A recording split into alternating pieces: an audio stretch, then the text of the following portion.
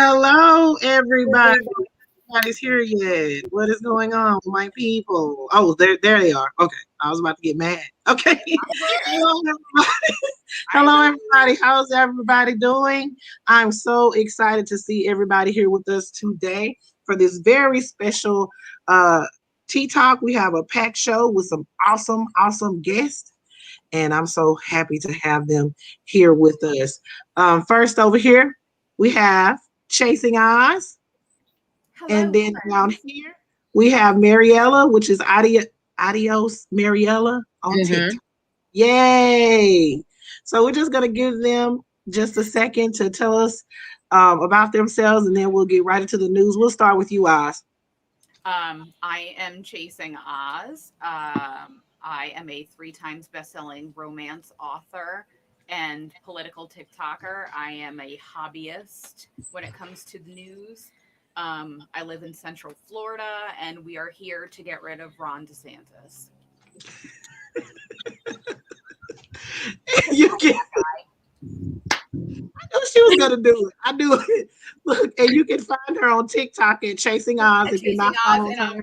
Instagram, I'm Chasing Oz, and on Twitter, I'm Def Not Dorothy, DEF, like the Wizard of Oz, because I got kicked off as Chasing Oz, and if they see Chasing Oz, they flag it and take the account down immediately. So Look, when I saw her Twitter name, I fell out. I fell out. Tell them again what's your Twitter name. it's okay, and then my backup account on TikTok is Back That Oz Up. I need a backup account, so Look, I'm not responsible for that. I love it. I love it. All right, Mariella, you're up. Hello, everybody. I'm Adios Mariela on TikTok. I am like a mix of stuff. I really like, honestly, I like pissing off people who just need a good pissing off and a good yelling, they need a good little stick it to them kind of vibe. So I also like encouraging people. I like making people laugh. That's my thing. Just seeing people happy, just something about a good smile and a good hearty just really gets the day going. But also I love to, stand with my communities, speak alongside my communities, and provide awareness any way that I can, while again just trying to get people to laugh. And a big thing that I love is fitness and wellness, but not the crap they try to sell you, like the more let's have like a normal person approach to this, not like, hey, lose 26 pounds in 2.5 hours kind of vibe. So if you're about that, I'm there. But yes, I'm Adios Mariela on all platforms, and I'm just really excited to be here. I love you both, actually. I follow you both. And honestly, Tiffany, you get me laughing every freaking time you come up on my page. Look, let me just a real quick story. When I noticed Mariella, she made a video, and you know what? I'm probably going to butcher this because I can't speak Espanol, but she said it was when that stuff was going on with Only JS. Oh my God. She made a video, and she said, "Oh man, I might say it wrong. I don't want to say mis amores." I duetted that video, and that's when I noticed that you followed me, because I had like this influx of people starting to follow me at one time, and I couldn't keep up with who was following me. And I saw that you were following me. That came on my For You. I duetted it, and I swear I watched it about 10 times. It killed. So if I want to pick me up on a, head over to her page and just look. So now she'll talk about some serious shit on there, and she'll get people straight. But she also gives me a good laugh, and I love it. Same thing with Chasing Oz, man. When she gets into you, she gets into you. She likes into you. So if you guys are not following these ladies across all platforms, make sure you're following them, because I'm telling you, these are some fierce ladies that are definitely doing good things out in these TikTok, Instagram, and Twitter streets, as love Takithia likes to say. Back in the day, my best friend in high school used to say that if there was a gold medal for talking shit, like in the Olympics, I would have won it. I'm just here to talk shit on the internet. That's all I'm here for. Like, I don't, if I make a difference, yeah. It was for me with you. It was the Biden right behind your head. I'm like, who is this? My Biden head. Who is this lady? Who is this lady with this creepy Biden head behind her? I'm like, oh my gosh. You guys, that was literally the best $7 I have ever spent in my life. I found that at Party City the week before Halloween because I was there looking for costumes for my kids, and I was like, I can't leave without it. I'm sorry.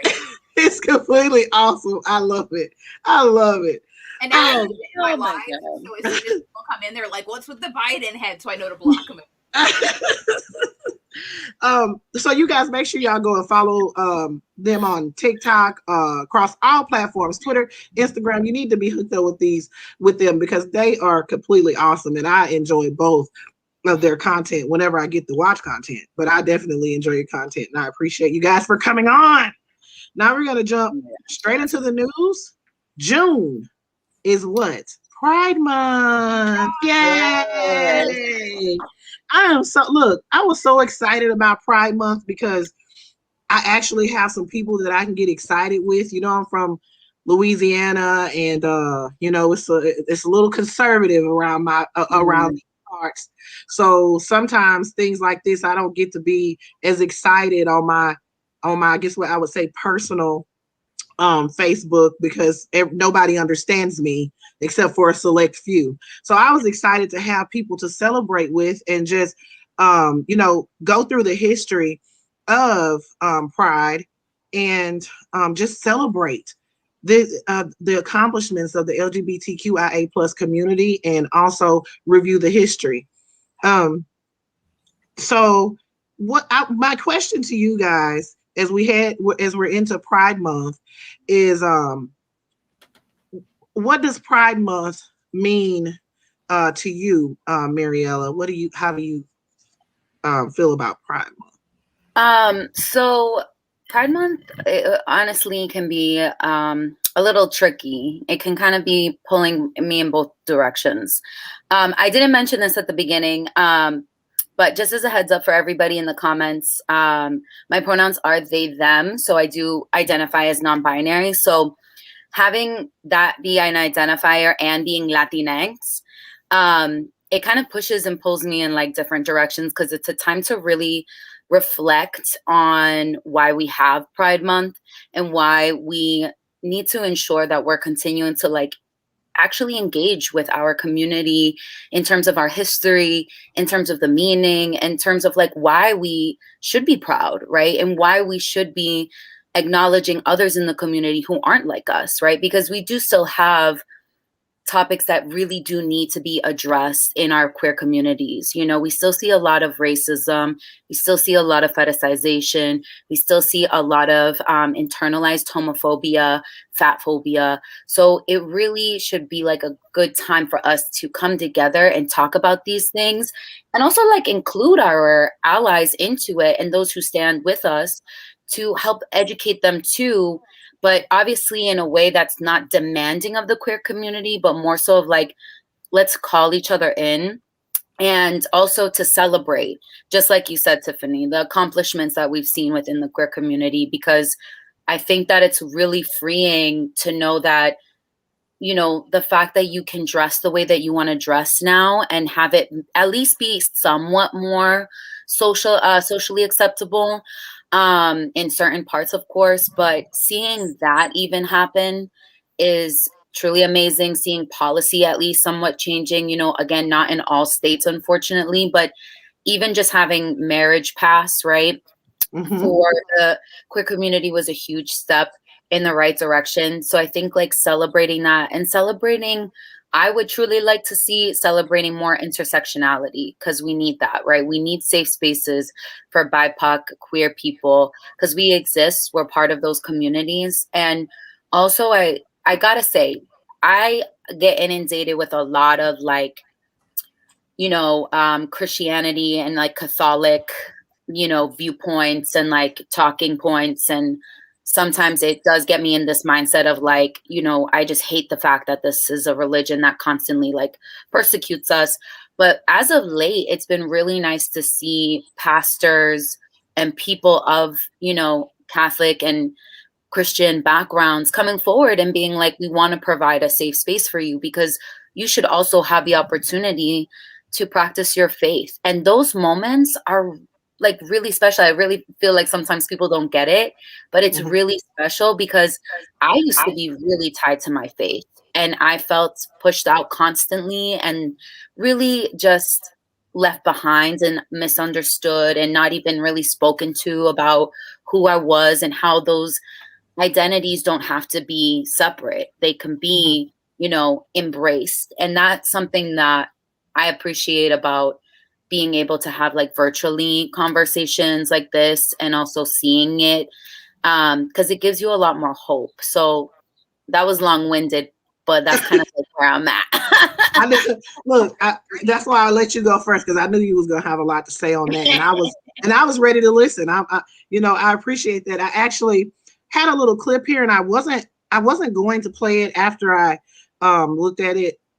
And I think it kind of plays off what you said in the beginning about there's a lot of not so much acceptance within the community and different things like that. So I think we should look at that clip, you guys, and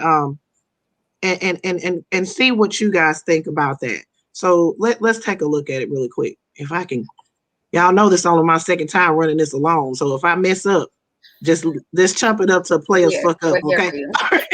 All right, so we're going to play it. This is Racial Reckoning, the Arc of Justice. Here's Tiffany Bowie with today's update.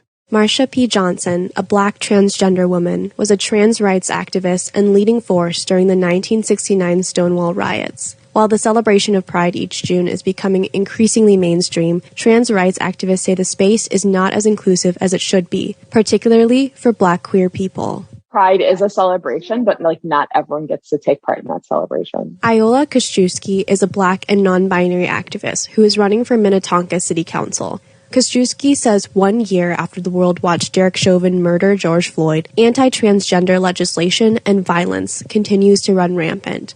To them, Pride is something they observe rather than celebrate. And I'll order, you know, the Pride sign from Twin Cities Pride. But when it comes to like celebrating it, no, I observe it. And that's what it'll continue to be until everyone can be able to celebrate Pride. Koszczewski says they're waiting for a year to go by without any murders of trans or non-binary people.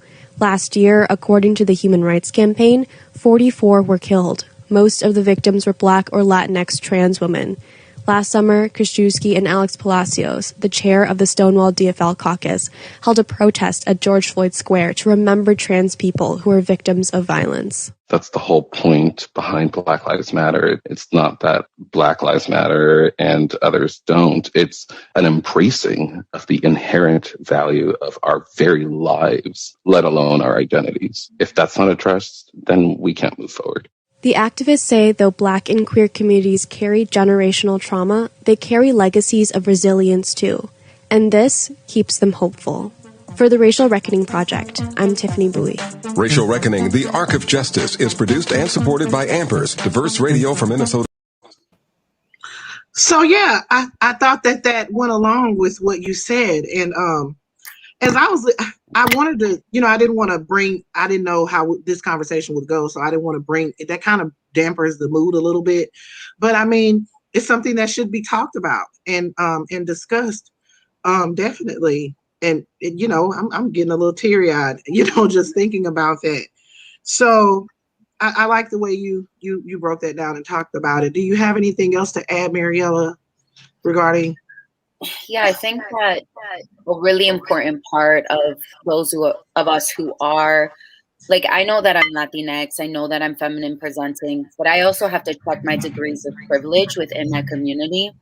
And I think that those of us who are in the community and who see these disparities really need to take the time to listen to these voices, to educate ourselves, and to not leave that onus on our community that is being the most affected. And I think that's the really important part, is understanding that, yes, I am a marginalized identity and I do have intersectionality, but I do have more privilege than the people who are literally being murdered. And, you know, I can understand when I'm queer presenting, I do get harassed more, and I do put myself, I don't put myself, but the society puts me at risk. But at the end of the day, I know that I can also use my voice to uplift trans women of color, more specifically Black trans women, because how would you feel, you know, if you are part of a community who is supposed to be inclusive and supposed to be fighting alongside you, and you just feel like you're being erased, you know, and being erased in a sense of like not even just throughout history, which is always prevalent even in the queer community, but also your life, you know, your life matters. And you should know that, especially from your own community, because it was thanks to Marsha P. Johnson and Sylvia Rivera, two women of color, women who had been in sex work, women who had faced, you know, a lot of social injustice and disparities within their, you know, lives and their livelihood and their wellness. And they were willing to put everything on the line for their community, and their community did not embrace them. And we need to continue learning that history so that we do not repeat it again, and so that we can understand the importance of abolishing systems and abolishing rhetoric and abolishing stereotypes and decolonizing our mindset to ensure that all lives in our queer community are included, are fought for, are respected, are understood, and are celebrated. Because I can absolutely understand why people, like, again, why I'm being pulled in the direction of like reflection and learning rather than celebrating. I can absolutely understand that. And that should be a red flag for those of us in the community, as to show like we still have work to do, and we still need to be cognizant of that. Right. I have something to say. Go ahead, my love. I was sitting because I just, you make so much sense. And she does. Listen, as a white woman, I understand that out of the three of us, I have the most privilege. And if I don't use my platform to stand up for what is right, I am no worse than the racists and the trans phobic people and things like that. Pride was started when a trans Black woman started a riot. That is what we continue to do, is advocate and blaze that trail. Because if we stop or we don't acknowledge the trans Black women that are leading this, and the fact that in Texas alone, in one community, 20-something Black trans women were killed, like it's an epidemic. And the fact it brings me back to my support of Black Lives Matter. If I don't stand up for what is right in this world, who is going to? Correct. I have to use what I have and continue to point out these things to other people like me. And as somebody, this is my very first year being comfortable enough to say that I am not straight.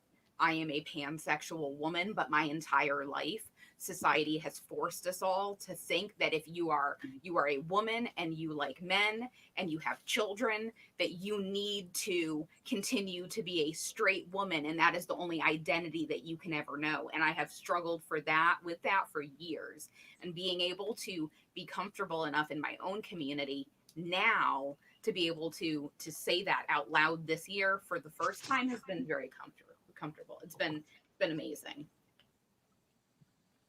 That will be for you. I can see that one. I will okay. A little bit closer. Okay. A little bit closer. I agree 100% with what both of you are saying. And we have to use Pride Month to celebrate, but also learn and grow and educate. And we have to do that. If we don't do that, then we're missing the point. I just wanted to tell the everyone that's in here, Marsha P. Johnson and Sylvia Rivera. I wanted to just tell you guys the story of where Marsha P. Johnson, the P. Who knows what the P stands for in Marsha P. Johnson's name? Anybody? Anybody? Well, I'll tell you because I do. Okay. The P in Marsha P. Johnson's name. She went to court one day, and she had been doing she got arrested for some sex work or whatever.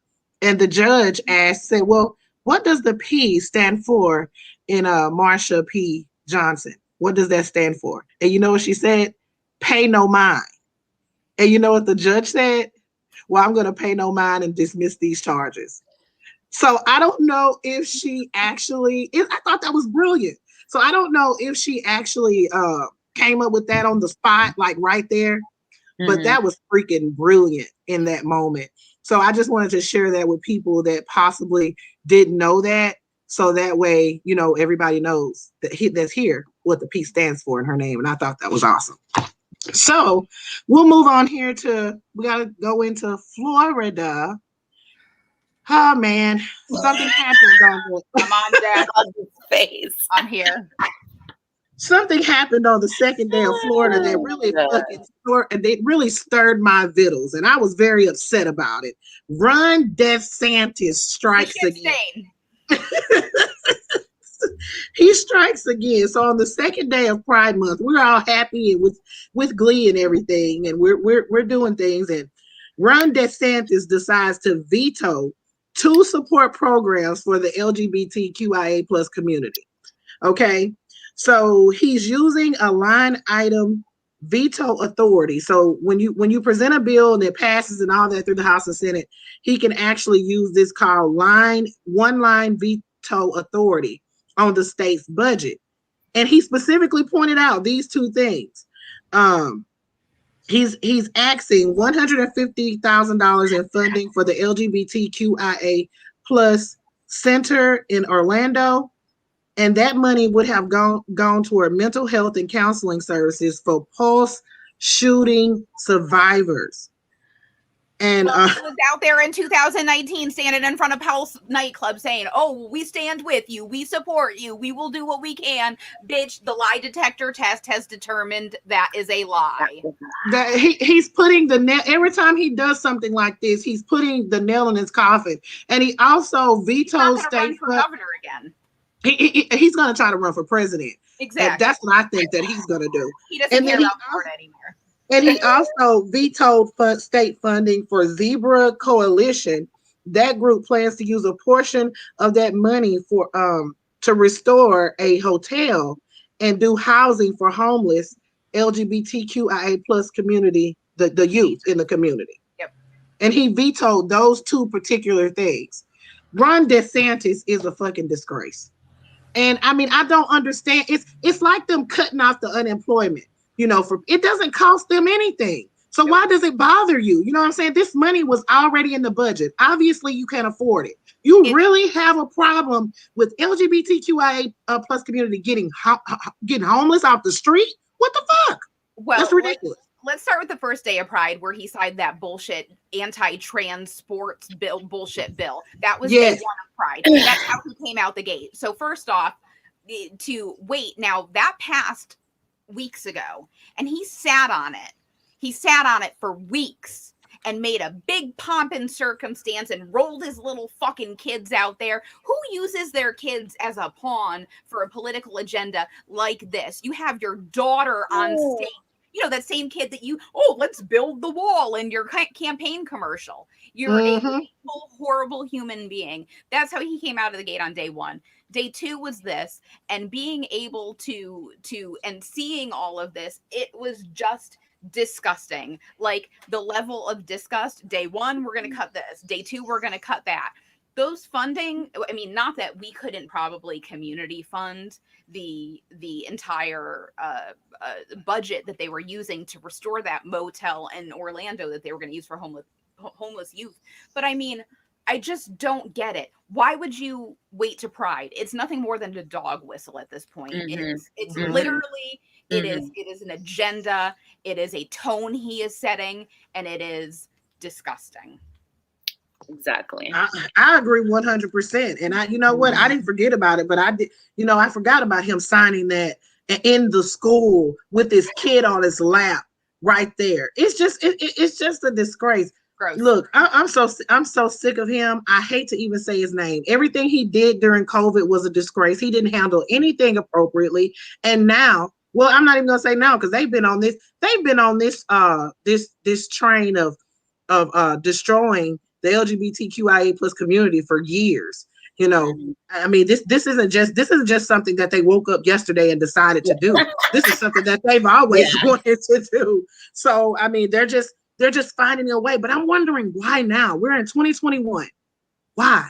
When we're getting a little bit closer to acceptance. It's a dog whistle. It's a hype. They're trying to get everybody on the bandwagon to be as anti any type of centrist or left agenda come the 2022 midterms. It is all smoke and mirrors at this point. It's raising money because they're going to just dump money into these campaigns. They're going to donate money to Ron DeSantis, whether he runs, whether he doesn't run, he's collecting your dollars. The restaurant that he signed those vetoes at on the second, whatever day of the week it is, 2 days ago. I'm having a week. I thought I don't know what day of the week it is. But the restaurant that he signed it at is a upper scale restaurant in my community where I live. And to know that they openly let him use their establishment tells me that they give him who knows how much money. So the garlic in New Smyrna Beach. The garlic. Yeah, take care of that. You know, they might need some reviews on their thing. Restaurant. Whatever. Yelp. Do you know that when you go to Yelp and that you if you do a video and you flag like people to go over there and like leave a review, Yelp has stopped letting people leave like mass reviews because they're like, they literally will send you a message and be like, if you try to leave a review and so many people have already, it'll send you a little message and be like, actually, we have stopped like the letting reviews because of the influx of people reviewing. Well, plus and another thing, your business. If you want to exactly Smyrna Beach, go to Uncle Chicken's. Go anywhere else. We support Black Lives Matter. I mean, we got good food. We don't need your overpriced home of the biggest ball. Another thing I feel like this does is I feel like this pushes the people who are on the fence to go more towards like the right wing agenda, because it's like, what do I do, right? Like, it doesn't matter, right? So when I vote, I might as well vote that way. So I feel like it can really shift people's perspective on like, should I vote in favor of this or in favor of this person who's going to do this? Or is it like not even going to happen? I feel like that's what happens with people who are more in the middle and on the fence and like don't know what to do. I feel like they get discouraged and think that there's no point to it, which then obviously adds a vote for people like DeSantis. And Ron DeSantis did not win his election by a huge margin by any means. Exactly. It's only like those few people. And it really only sometimes takes a few people. It was a very small portion. And not only that, but during that election, they stopped counting ballots in West Palm Beach, down in the West Palm Beach area. So I'm sure had all the votes really been counted and Rick Scott, who was the governor at the time, didn't end up going to court to have those votes stop being tallied, Ron DeSantis would have never been governor of Florida. But that was, again, your election's my ass.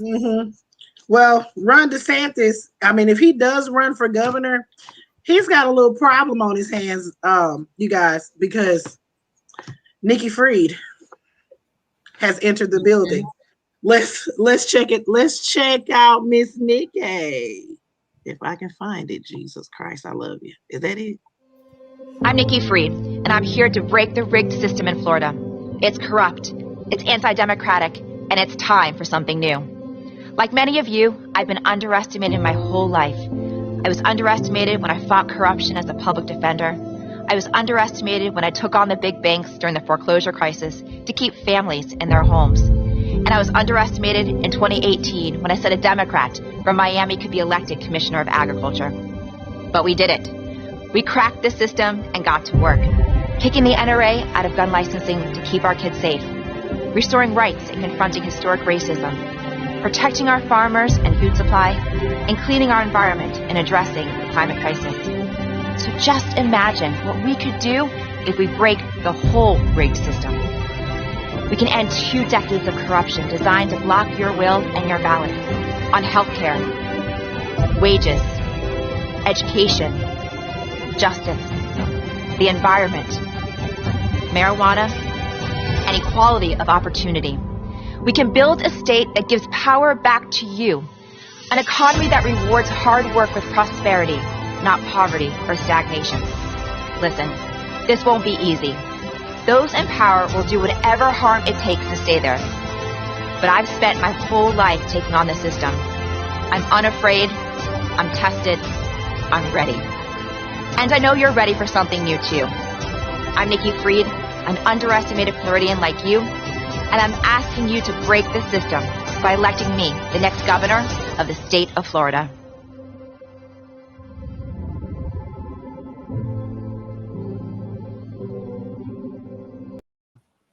All right, Nikki, baby. When she pulled out that campaign video, I was like, "Ooh, Nikki got some money." That's a nice campaign video because Ron DeSantis looked like he filmed it on his iPhone. That's what it looked. You know, saying that when he was sitting up there talking to the little baby. He's a disgrace to the human race, I say. Let me give you guys a little background on Nikki Fried. We'll just quickly discuss her. Okay, Nikki's 42. She's 42. She's the child of her teacher and a lawyer. Her father's a lawyer. She went to the University of Florida. She was a lawyer for a little while before she decided to run for commissioner. And Tiffany doesn't have that on this paper, so I'm just gonna have to wing it. Anyway, so now she's engaged to this guy named Jake Bergman, and this is where she's gonna have. I'm not gonna say she's gonna have issues because if Frumpy Dump could get elected and all the crap that he's done and the marriages and the all the allegations against him, I wouldn't think that she would. But in June, she had a little issue that happened at an upscale hotel in Fort Lauderdale with her fiance. His name is Jake Bergman. He's actually a marijuana entrepreneur. And there was a little bit of conflict of interest with her because she works for the Department of Agriculture. And, you know, they're trying to look at you. I hate it here. Okay. Go ahead. Go ahead. Do what you got to do. Y'all just ignore her. But I'm just here so I don't get fined. So there was a little controversy there because she was really working to try to get marijuana legalized and all this stuff, and they felt like she was doing it for financial gain. And then her fiance at the time, I believe he was just her boyfriend, bought her a $700,000 house. And so he wasn't supposed to do that. And then he gifted it to her. And you're not supposed to gift a girlfriend or something, anything over $100, I believe it was. At least that's what they said. So that was a big controversy. And then we'll go to what happened in June, where they got into some type of argument at this hotel in Fort Lauderdale. And Nikki actually defended him because people were saying that she was being abused by this guy. And she said that he didn't abuse her. She says, "I'm a 42-year-old, independently strong female and would never allow anyone to put their hands on me or to abuse me." And anybody who made any type of allegations like that, she fired several people because of it. This is what they're saying, that they got fired because of that. So I believe that will be the only thing that she would have that will possibly do some type of harm to her campaign. At least as far as I know, she's already done her financial disclosure. She done that today. That was, I wasn't expecting that, but she did that today. So that would be the only thing that I would say that they would try to drudge up and say anything about her, unless she got some old tweets where she was doing some fuck shit. So I don't know. It could be, you know. But I mean, how many? But the background of the story. Do we know who said why she was being abused or why they thought she was being abused? I mean, she could have been having some rough sex in her hotel room. I mean, 50 Shades of Grey kind of shit, and like somebody called through. You know, there are so many levels. They got into this scuffle in the parking lot apparently.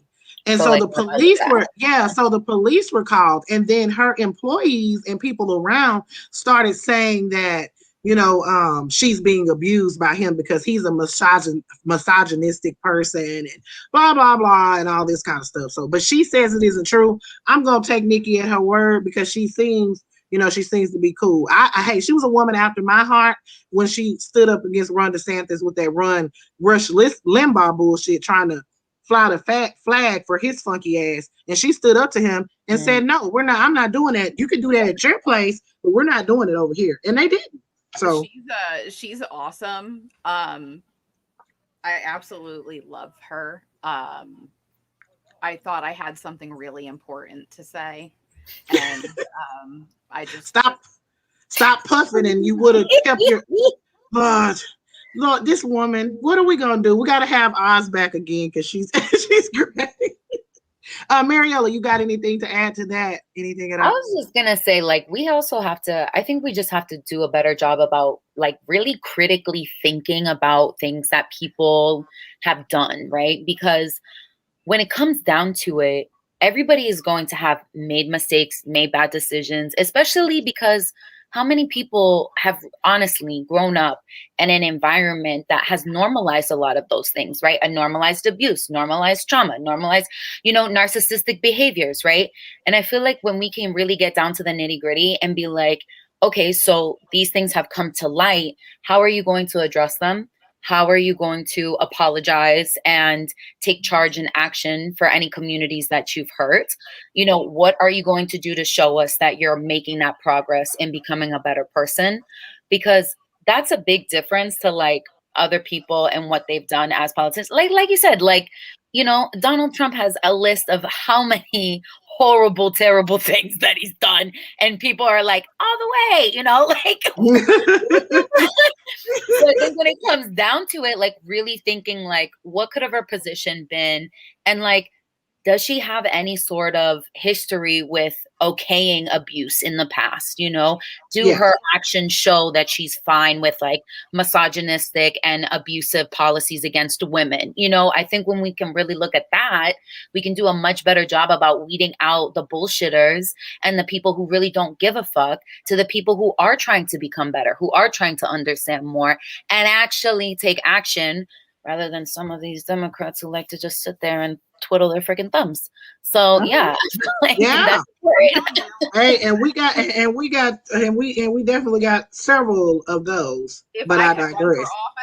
I would run for office, unfortunately. You know what? I believe that if you were at the House of Representatives, you would get in trouble for sneaking in that vaping thing that you just pulled out. This is legal. I have a card. Oh, but I did remember the point I was going to make is that it was impressive that Nikki won her election here in the state of Florida, being a Democrat running for anything. And the gentleman that she was running against was part of a family that is very predominant in politics here in the state of Florida. So it was even doubly impressive that she was able to win against him. So she already has the momentum here in Florida. But yeah, you have me at legal weed no matter who you are. Lord, I can't. Okay. So we'll leave this subject, but I really wanted to show you guys how intimidated how Ron DeSantis feels about Nikki Fried running for governor. Let's check it out.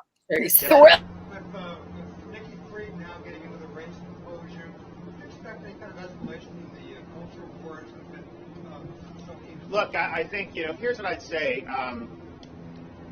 Nikki Fried has done nothing in office. She does nothing. All she does is emote on social media, virtue signal to small dollar donors in California and New York. She spent millions of dollars to put her face on every gas pump across this state purely to boost her own image at your expense as a taxpayer. She's a lockdown lobbyist. She would have had our kids locked out of school the whole year. She would have had this business shuttered for the whole year. They would be out of business if Fried were governor. So she's opposed us at every turn. All the good stuff we've been able to accomplish for Florida, she opposes it. And I've done more, I think, in my first week as governor than she has done in her entire time as agriculture. damn coon. Who's that coon in the back? Because he pissed me off. Look at him shaking his head and all happy. And, girl, I was New too Smyrna outdone. Beach, any amount of money can buy anything in New Smyrna Beach. Who is that guy? You know, he works in the city. The guy behind him that looks like he has like the bad Botox like up in this area. Did you see him? His face kind of looks pasted back. That's the mayor of New Smyrna Beach. His name is Russ, and he's super racist. We have these Black Lives Matter protests every Sunday from May until, gosh, I want to say we were still out there in October or November before the election. Yeah. We were out there every week and the police harassed us. It is a very racist town. Correct. Mm-hmm. Well, we'll see what happens if Ron DeSantis runs for governor. I'm definitely going to be here lighting his ass up the whole time. And we'll definitely see what happens with that. Now we're going to switch gears here and we will talk about something a little funny. This is funny as hell to me. So I hope that it's funny as hell to you guys. As we know, Frumpy dump. Frumpy to the motherfucking dump. So we know earlier this week, Frumpy Dump is allegedly going around telling people that he's going to be reinstated in August. We also know that Frumpy Dump supposedly shut down his. I don't know. What do you? Yo, there's like 3 cops that just pulled up at my house, so I'm over here like. Look, I need you to put the weed down. I'm legal. I am in my own. Look, home. You guys know this show is more structured. This is ours with this man. I'm so sorry. I am chaos everywhere I go. I'm just let's try to get back. Okay, wait, I can't. Okay. So Frumpy Dump has shut down his blog. From the Desk of Frumpy Dump is no more, and it was only up for 3 weeks, y'all. Frumpy Dumps From the Desk, I was only up for 3 weeks, and you know why they say that he shut it down? Because there was low foot traffic. I want you guys to check out, and he was so proud of this From the Desk Frumpy Dump because he had got banned from all social media platforms. So of course he did a lunch video. Let's watch this and give Chase and Miles a chance to calm down. Consign him and those who supported him in the Senate to the trash heap of history. Twitter permanently banning the commander-in-chief's personal account with 88 million followers.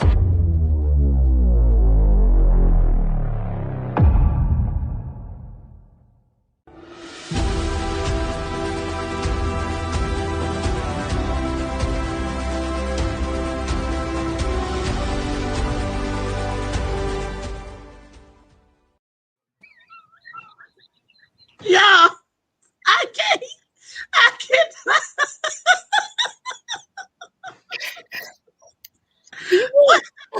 And then on top of that, he also got banned from Facebook for 2 years. They came back and banned him from fucking Facebook. It says Facebook is banning Frumpy Dump's platform for at least 2 years after finding that his post on January 6th stoked violence and posed a risk to public freaking safety. So, as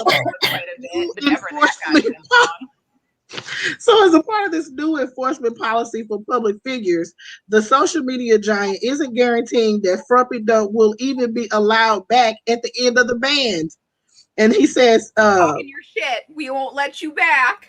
He said at the end of this period, we will look to experts to assess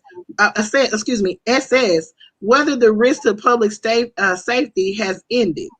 If we determine that there is still no serious risk to public safety, we will extend the restriction for a set period of time and continue to reevaluate until the risk has ended. Oh, Frumpy Dump. I mean, this man, his son has joined Cameo. They're still $600, and Don Jr. will send you a video. That's how you know he owes his coke dealer a lot of money. Yeah, I mean, $600 for a video. $5.99. Yes. Don Jr. Yeah, and look, it goes up to DM you. Yeah, and it goes up for $700 if you want an instant, like if you want an instant delivery of your video, like before, because he has 3 days to deliver it. For a video, he can say whatever you want him to say. I'm gonna look. I wish that I could. You know what? If I had a lot of money, I would make him say "fuck Frumpy Dump." Man, wouldn't that be hilarious? He would do it too. He would do it too. I know he will. He would do it if I paid him. I'm telling you, I think between us, we could probably like GoFundMe that money. Yeah, and just get him to say "fuck Frumpy Dump." That's what. And you know what? I'm sure. Yeah. Twitter. No, you know what we should get him to say? My fiance Kimberly got fired from Fox News for sexual harassment for showing her coworkers dick pics, because that's why she got fired from Fox News. I know you fucking lying. No, I'm telling you. I'm telling you that is a factual statement. My God! Wow, that's crazy. Why I'm here. That's exactly the video we need.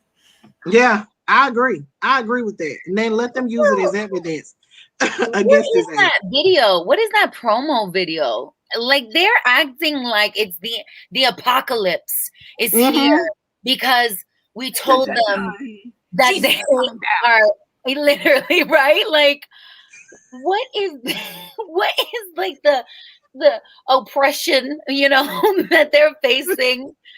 Because like if you are out here saying things publicly, whoever said that you weren't going to get any sort of heat back? You know what I mean? If you're saying this, you have to be ready for the backlash. You have to be ready for people to respond. You can't just be out here saying whatever you want. Like you're not free of consequence, right? Like you can say whatever you want, but you're not free of consequence and somebody gonna get you. So correct. That is a problem that white people have. I don't know if you've ever noticed, but they don't think there are consequences for their actions. They think that they do things on the internet and in general, and that nobody's going to call them on it and or impact their businesses or shit like that. It's the caucasity for me.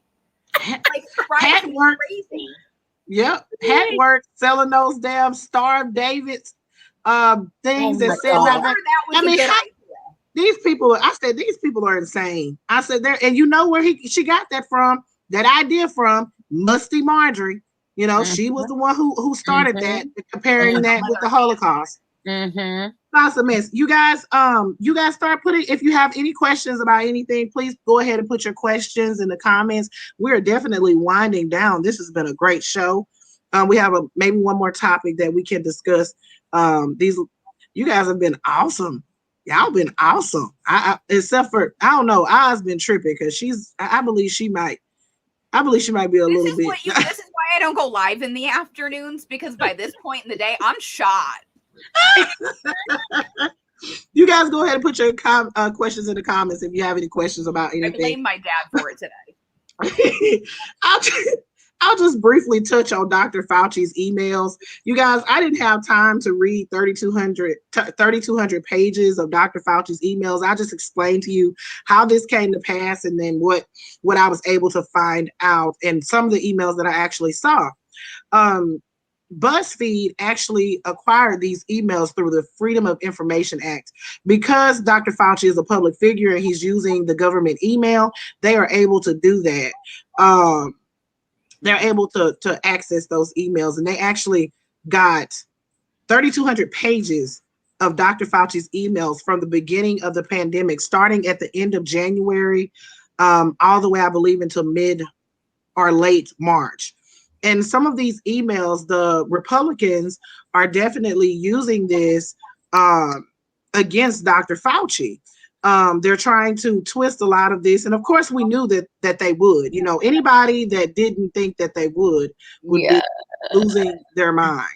I've actually had an opportunity to look at some of the emails. There was one on February 5th where Dr. Fauci was speaking to someone about masks. And they were saying that Dr. Fauci basically said, hey, I'm not sure if drugstore masks work. You know, I don't think they're going to be effective, was the verbiage. And he was speaking with Alex Mazar when he said this. And he said he didn't think that masks are going to be effective at that time. If you remember, there was still research going on. This is February 5th. There was only about 6 cases at this time. So there wasn't a lot of research about COVID.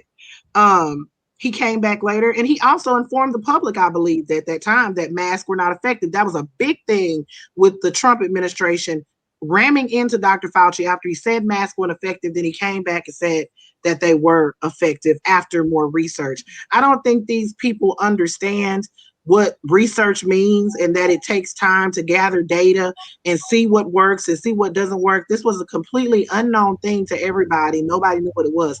There was also, you guys are going to hear something about gain of function.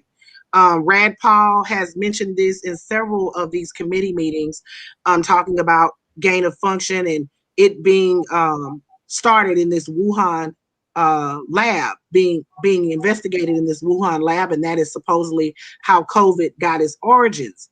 Someone actually emailed Dr. Fauci speaking about this gain of function and how at this time a part of COVID, the virus, actually looked engineered, man-made. Dr. Fauci says, while I talk to you on the phone, this very same scientist came back a month later after more research and said that it does not look engineered. That said this, but this is the stuff that Fox News and Tucker Carlson, all of them are going to leave. They're going to leave out of it. That these people, after more research, found that this wasn't the thing. There was one more thing I wanted to tell you guys. Also, they're going to be accusing Dr. Fauci of actually funding this research. I mean, funding actual like this research that resulted in COVID. There's a NIH. NIH was the public health agency, an institute that they give a public health agency, and they gave $600,000 to the Wuhan Institute from 2014 to 2019 via a grant. And this was to research bat coronavirus. Okay. So this is where they're accusing Dr. Fauci of actually funding this COVID-19, which I don't believe is true. I don't believe that any of that. So that's where that comes from. And I wanted to just tell the players about it and talk to you guys and let you guys know what my research is finding from the emails I'm looking at. I'm seeing a man that was exhausted, that's having problems with all of this fame he's getting. All of these emails, do you know that Dr. Fauci responded to nearly all of them? All of them, yeah. I don't understand how he did that, but he did. So I'm seeing a man that was in the middle of research, confused about what's going on, what the hell to do, how do I protect the public? And that's what I'm saying. Go ahead. If I remember correctly, isn't the swine flu H1N1, wasn't that a strain of the coronavirus as well? Yes. See, what people forget is that in the wake of H1N1, the Obama administration, who are the ones that dealt with it, funded research for additional coronaviruses. And that's where we got the vaccine technology, which is why we were able to get the vaccine in such a quick amount of time, because they already had a blueprint. They just needed a virus to input into that vaccine technology. So I think that people forget that this started years ago, but nobody decided to pay attention to it until it was killing, thousands of people a day. And, we know how Republicans are with emails. We had fucking 11 years of Hillary's emails. So this isn't going to go away. This is going to be their new drum that they beat on. Right.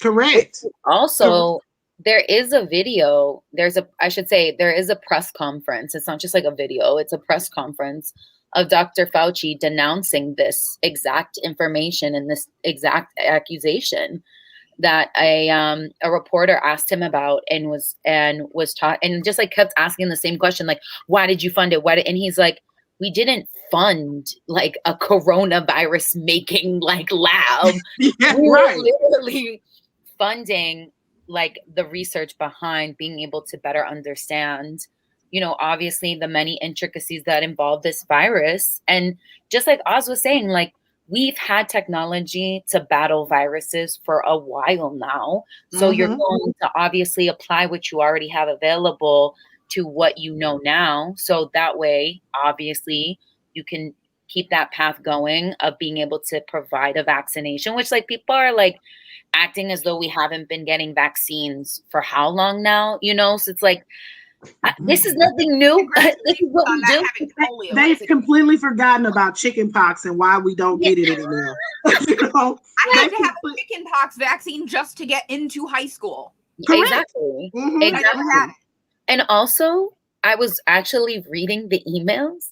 A lot of the emails are people reaching out to Dr. Fauci and like thanking him and like, you know, appreciating the fact that he's willing to be brutally honest when he needs to and fact checking people during press conferences and having to fact check administrations.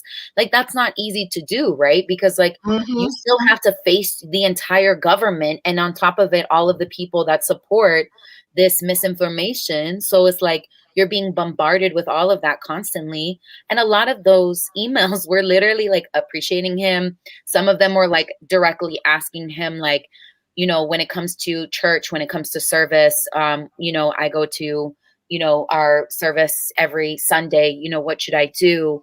And it's like, you should counsel those who hold these services to, with, you know, just like withdraw the service for now. And then when we have more information and we can make better decisions, you know, then in the future, we'll see what happens. But it was never like anything different from what he was saying publicly. Yeah. And it's like, they literally have all of these emails like laid out exactly in the format. So it's like, what do you think? We don't have access to the same emails, y'all? Like what? Look, I was so proud of Mariella because girl, you did good. Let's snap up Mariella eyes because you don't get jelly. Don't get jelly. Don't get jelly. Please take the spotlight. I really got with the email. Look, you done impressed me. I love it. Okay, you gotta come back on. Okay, both of y'all gotta come back on. I love you too, Oz. Don't do that. Does anybody have any questions in the audience? Anybody? I don't have anybody. If you have any questions, please bring them on. You guys now or forever hold your peace. Absolutely. Look, I've enjoyed having both of y'all on here today. This has been amazing. This was one of the most cackling YouTube shows that I've done, TikToks that I've done. I haven't had this much fun in a while. You know, I miss Delilah a little bit because when she would go off on not Rosie O'Donnell, but when she would go off on Meghan McCain, oh, I would be over here busting a gut. I swear. Do y'all remember when she would go off on Meghan McCain? That would be the life of, oh man, that brought me life. That brought me life. Oh my God. Let's see. Trump had a manual. Let's see if this is a question. I don't think it is. Oh yes, Trump had the manual. Yeah, he threw the shit out. Yeah. What Obama said when he was on the campaign trail. He said that they're probably using it to prop up a wobbly table. Probably. Yeah.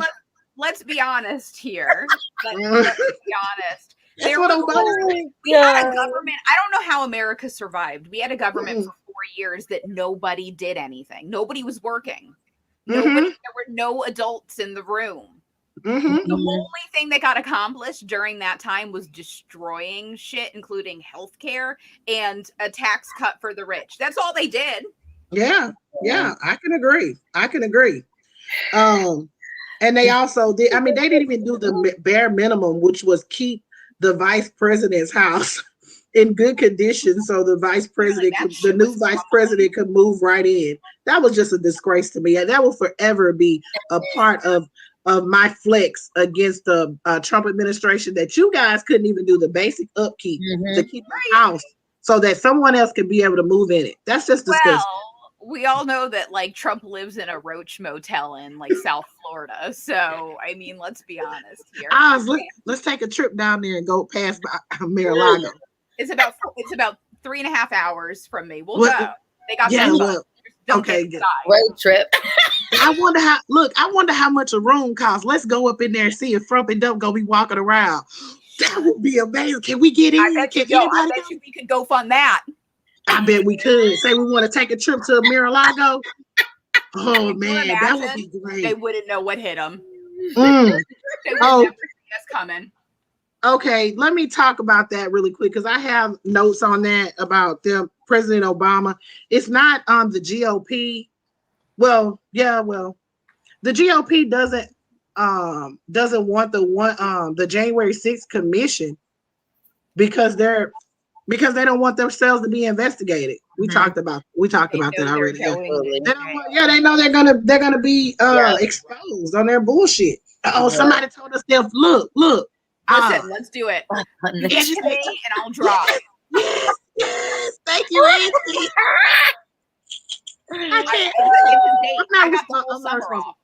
Oh man. Okay, you guys. Well, we're at the end of our show. I really want to thank Chasing Oz for coming on here, and also Mariella for coming on and joining. I really appreciate you guys so much. You guys know this is. I'm not comfortable with what's going on here. We're almost done, and then you can go in the house. Let me finish the pleasantries. Okay, so do know this is the point in the show where I beg. You guys know I love to send my guests a little tip. I ain't got that much money. A little tip. Send my guests a little tip for coming and spending some time with me. If you guys would like to help me do that and give them a nice tip, please hit me up at Double D Mother 85 on Venmo, or you could do my Cash App, whichever one you prefer, so I can give these ladies give them a nice tip for coming on and spending this wonderful time with us, because you cannot deny that they were awesome. Look, you can't deny that. So if you would like to help me tip them and appreciate them for coming on, please do so at Double D Mother 85 on Venmo. Next week, I'm going to have, I don't know, so I'm going to skip that part. But anyway, I'll see you guys next week. Thank you so much for joining. Do y'all have any closing? Thank you, everybody. I love you guys, and thank you for listening to my nonsense. Yeah, Donna, I do have PayPal. You can PayPal me at Tiffany C. Jones 85 at Gmail. That's my email. Tiffany C. Jones 85 at Gmail.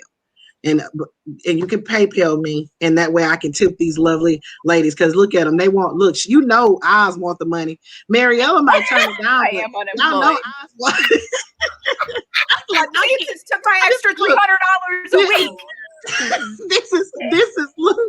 This is usually my time to act really, really professional, and Oz has came up on here and busted it all out, and just my face hurts from like smiling and laughing so much, guys. It literally hurts. Thank y'all so much. Make sure y'all join us next week. Make sure you guys follow Chasing Oz on TikTok, on Twitter.